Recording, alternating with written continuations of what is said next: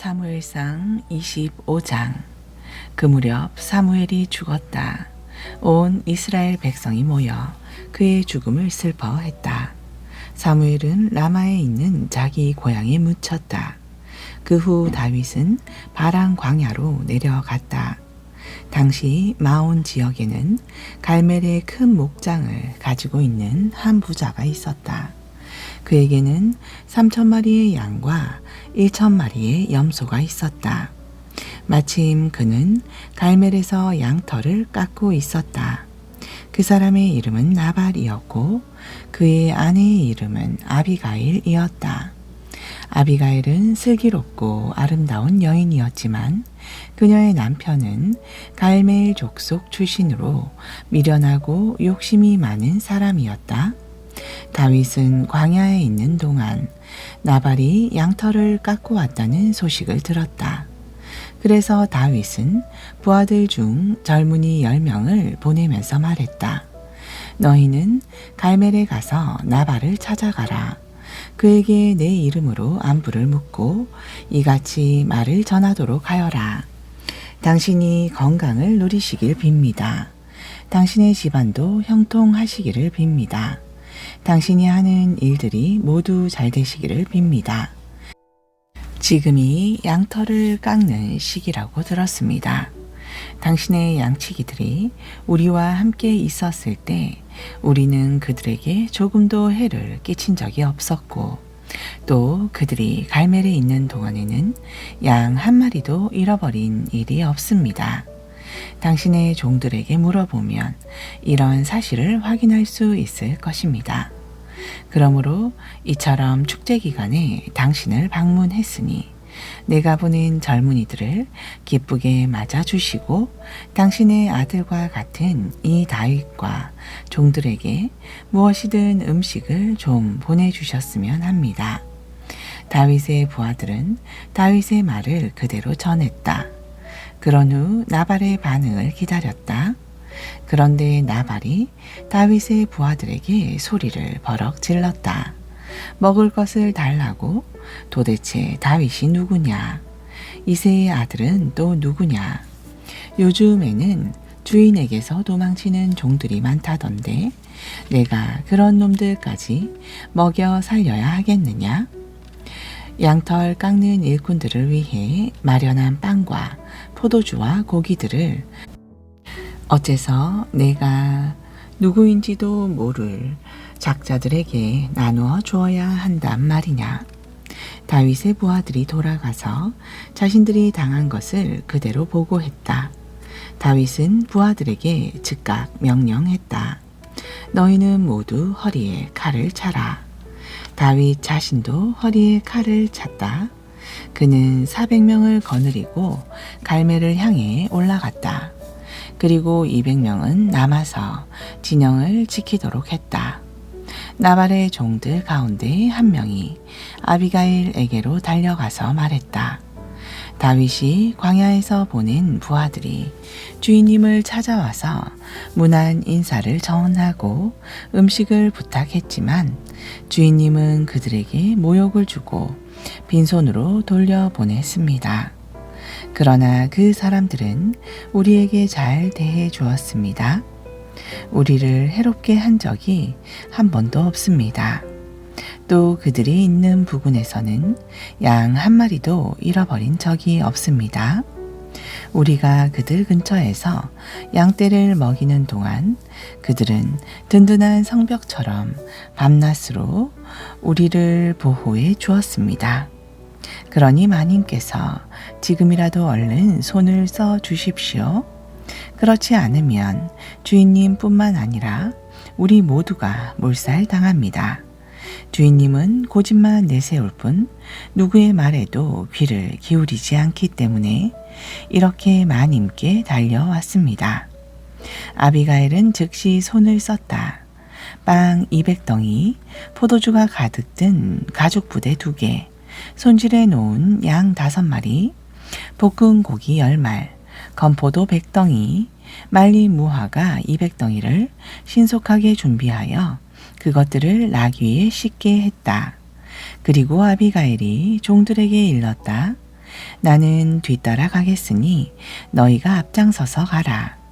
그녀는 남편 나발에게는 이 일을 알리지 않았다. 아비가일이 나귀를 타고 좁은 계곡을 지나가는데 다윗과 그의 부하들이 그녀를 향해 내려오고 있었다. 그녀는 다윗 일행을 만났다. 다윗이 속으로 단단히 벼르고 있었다. 내가 그동안 쓸데없는 짓을 했군. 그의 가축이라면 밤낮을 가리지 않고 잘 지켜주어 양새끼 한 마리도 잃어버리지 않게 해주었는데 모두가 헛일이었어. 그는 내가 베푼 선을 악으로 갚았다. 내일 아침까지 내가 그자에게 속한 모든 남자들 중 단 한 명이라도 살려둔다면 나는 하나님께 어떤 형벌이라도 달게 받겠다. 아비가일은 다윗을 보자 재빨리 나귀에서 내렸다. 그리고 땅에 엎드려 다윗에게 절을 했다. 그녀는 다윗의 발 앞에 엎드려 애원했다. 주인님, 모든 잘못은 제게로 돌리십시오. 부디 이 종에게 해명할 기회를 주십시오. 이 종이 해야 할 말이 있으니 제발 들어주십시오. 나의 어리석은 남편 나발은 조금도 개의치 마십시오. 그는 나발이라는 이름 그대로 미련한 사람입니다.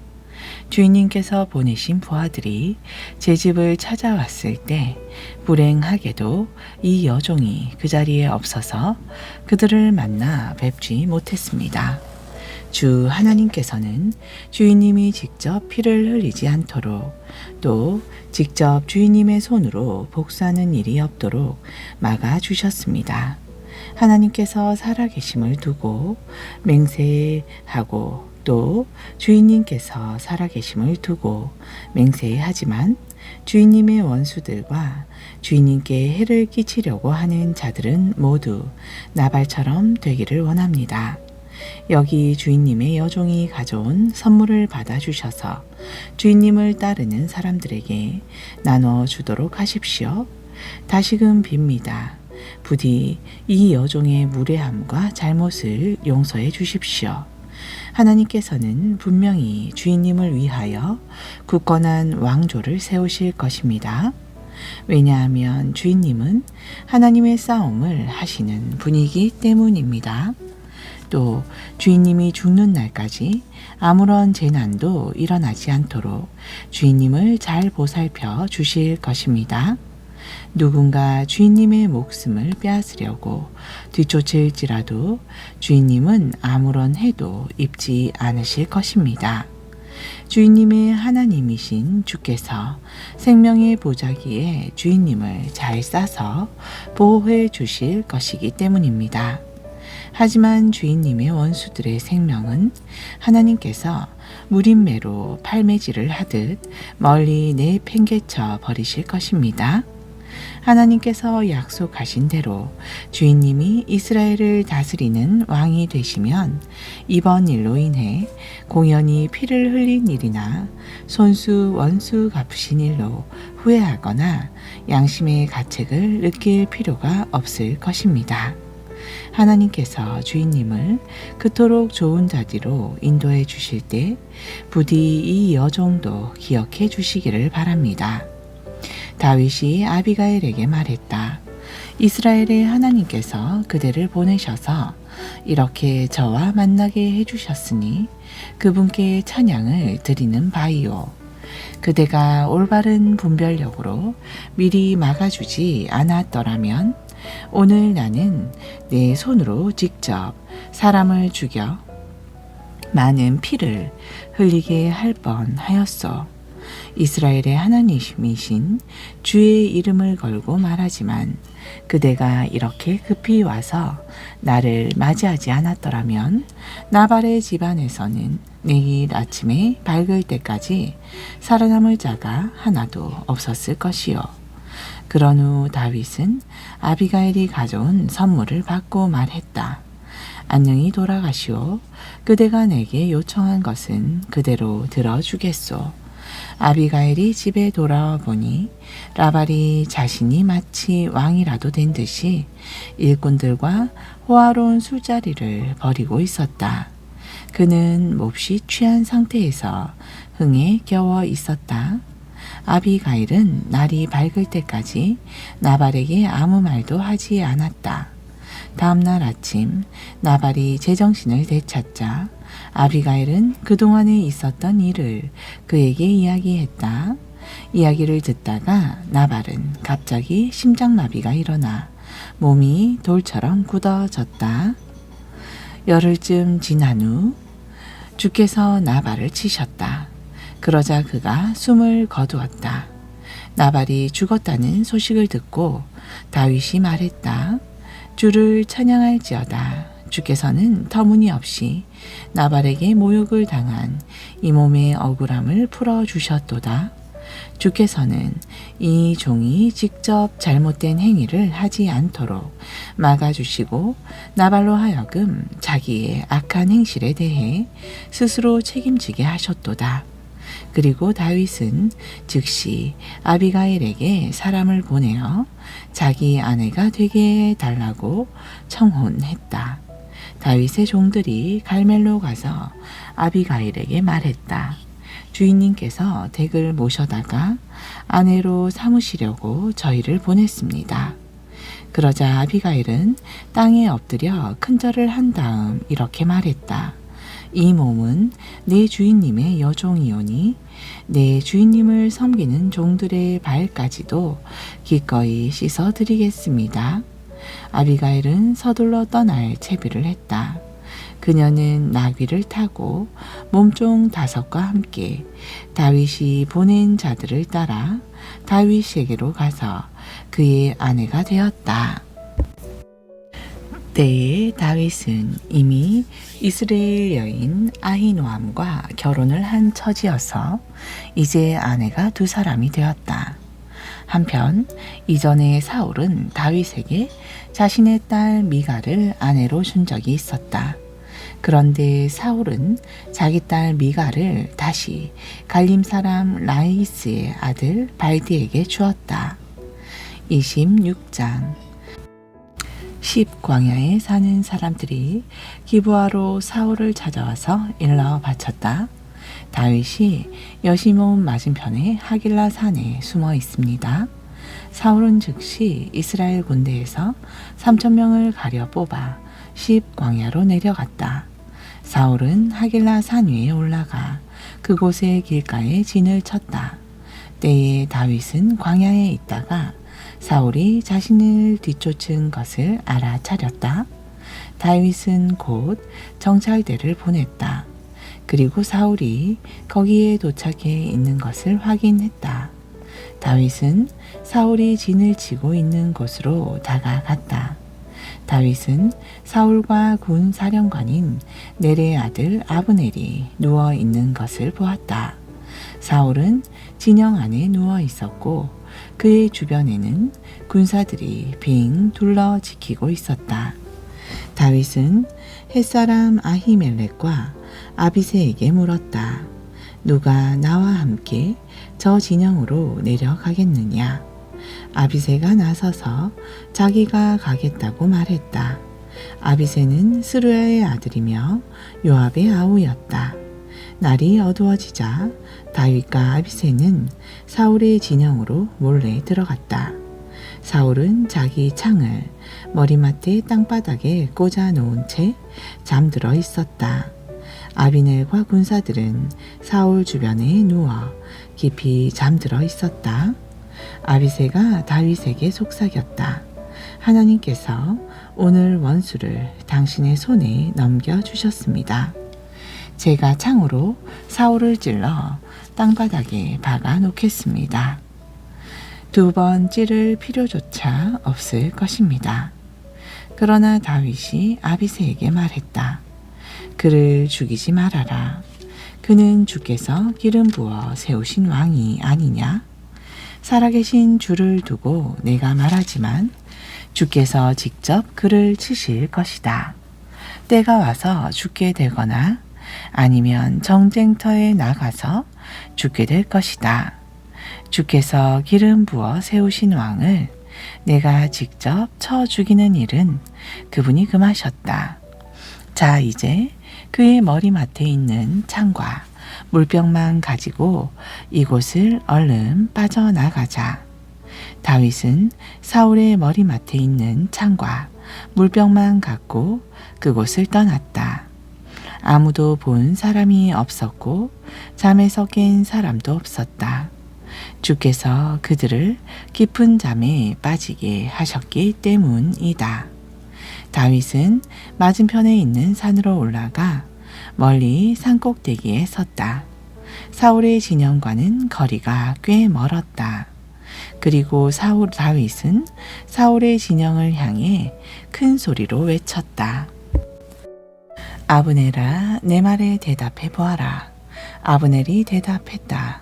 왕이 계시는 곳에서 크게 소리를 지르는 놈이 누구냐? 다윗이 말했다.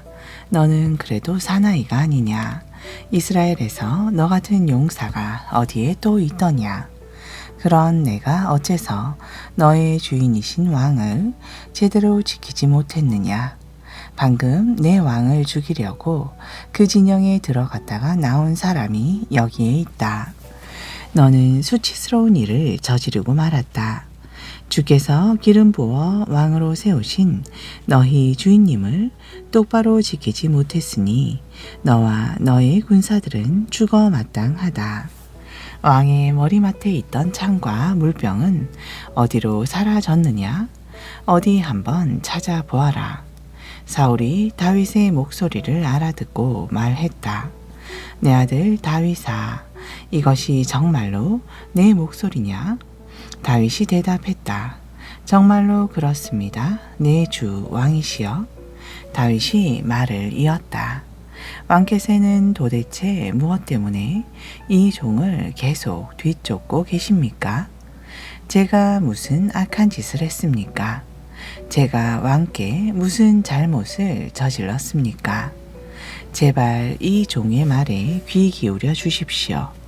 만일 주께서 왕의 마음을 부추겨서 저를 해치려고 하신다면 저는 기꺼이 주께 바쳐지는 제물이 되겠습니다. 그러나 만일 사람들이 왕의 마음을 자극한 것이라면 주께서 기필코 그들을 벌하실 것입니다.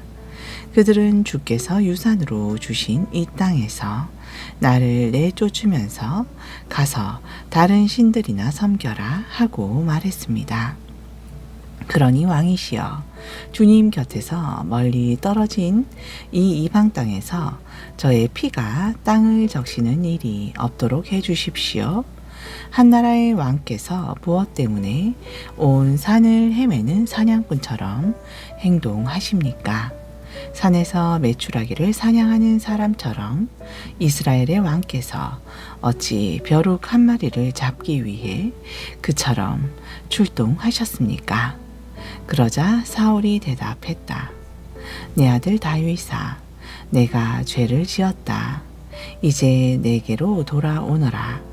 내가 오늘 내 생명을 귀하게 여겼으니 나도 더 이상 너에게 해를 입히지 않겠다. 내가 정말 어리석은 짓을 했구나. 아주 큰 실수를 했어. 다윗이 대답했다. 여기 왕의 창이 있습니다. 부하를 시켜 가져가게 하십시오. 의롭고 진실한 행동을 하면 주께서 보상해 주십니다. 주께서는 오늘 왕을 제 손에 넘겨주셨지만 저는 주께서 기름 부어 세우신 왕께 손끝 하나 대지 않았습니다. 오늘 왕의 생명을 아껴준 것 같이 주님께서도 저의 생명을 아껴주시고 어떠한 어려움 속에서도 저를 지켜주실 것입니다. 사울이 말했다. 내 아들 다윗아, 내게 복이 내릴 것이다. 너는 장차 큰 일을 행할 것이고 반드시 승리하는 삶을 살 것이다. 그런 후에 다윗은 자신의 길을 갔고 사울도 자신의 왕궁으로 돌아갔다. 27장. 사울과 헤어진 후 다윗은 속으로 생각했다. 이러다가는 결국 사울의 손에 붙잡혀 죽고 말겠구나.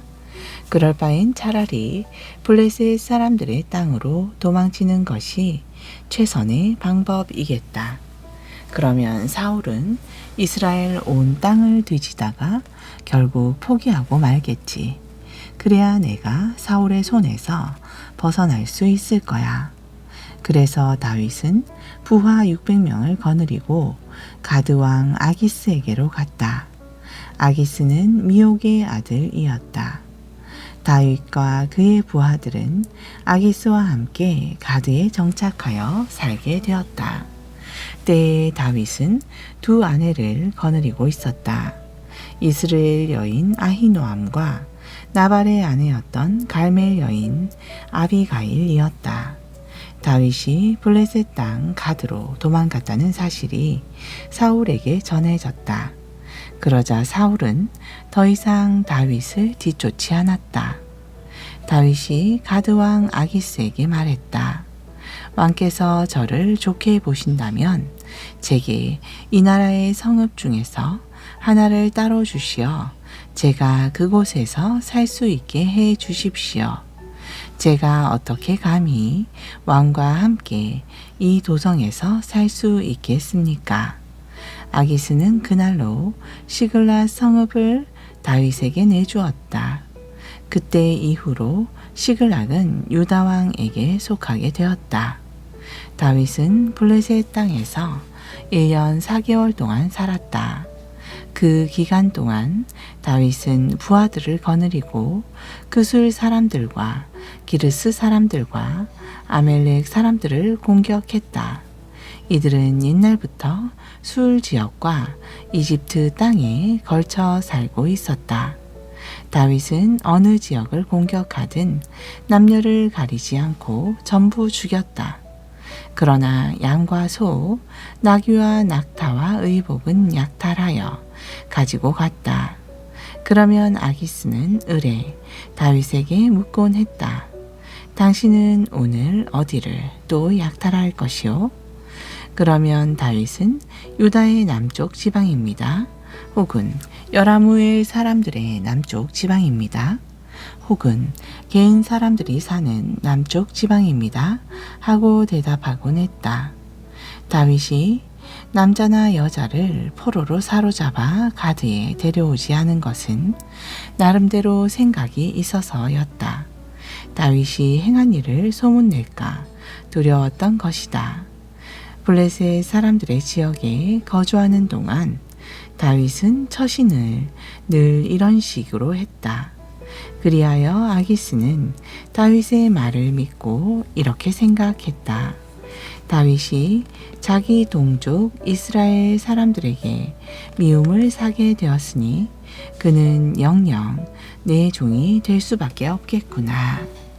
아멘. 약전서 누가복음 12장 41절.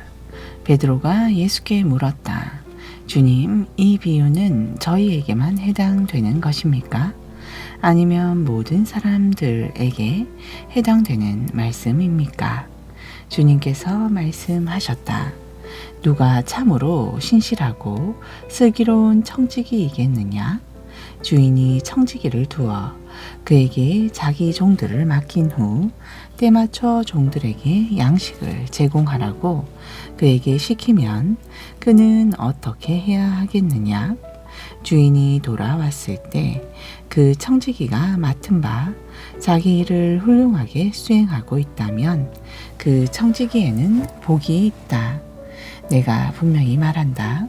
주인은 자기의 재산을 모두 그 청지기에게 맡길 것이다.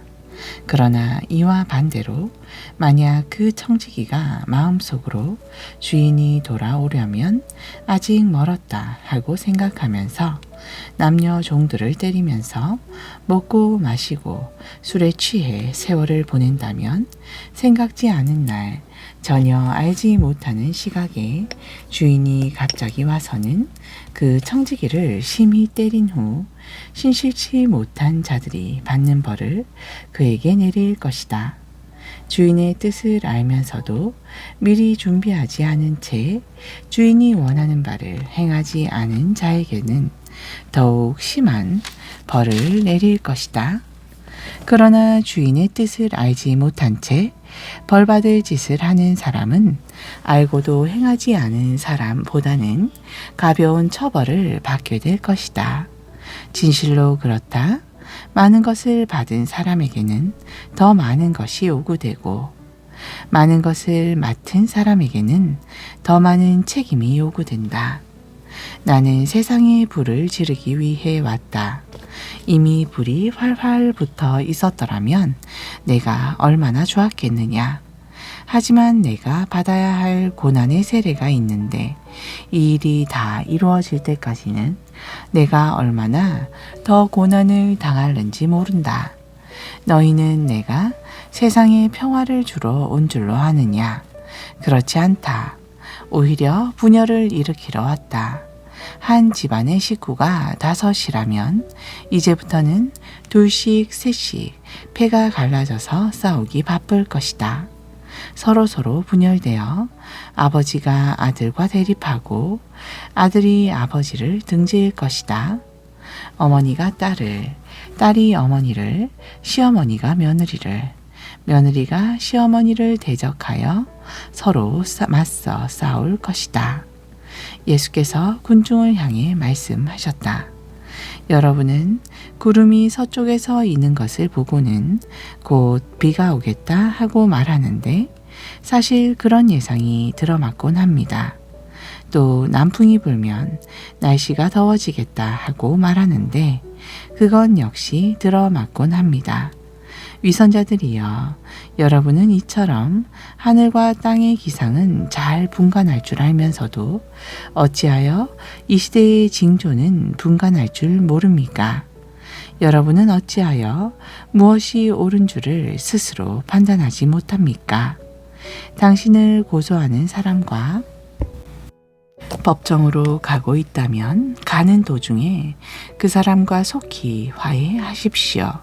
그렇지 않으면 그 사람이 당신을 재판관에게로 끌고 갈 것이고 재판관은 당신을 형무소 관리에게 넘기고 형무소 관리는 당신을 감옥에 집어넣을 것입니다. 잘 새겨 들으십시오.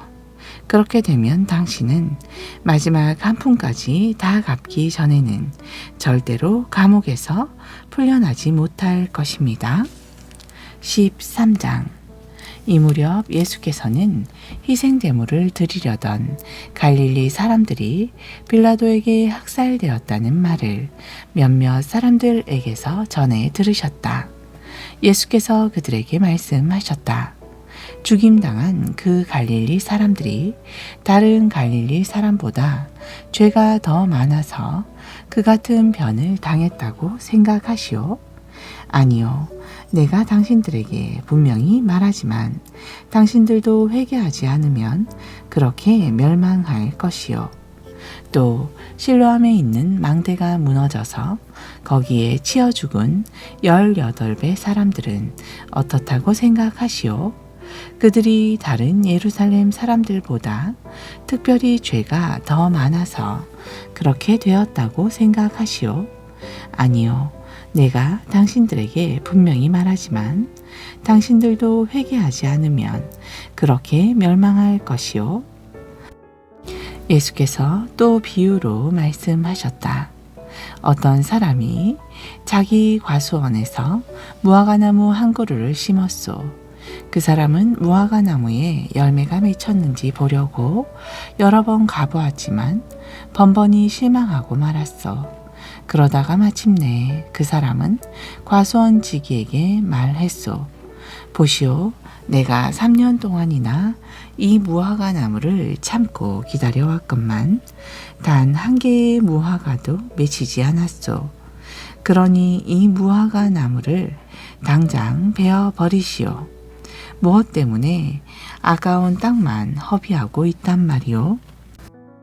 그러자 과수원 지기가 대답하였소. 주인님, 금년에만 더 그냥 두십시오. 제가 나무둘레에 고랑을 파고 거름을 듬뿍 주도록 하겠습니다. 그렇게 해서 내년에 무화과가 맺히면 좋고, 만일 그때 가서도 열매가 맺히지 않으면 그때는 미련 없이 베어버리도록 하겠습니다. 아멘.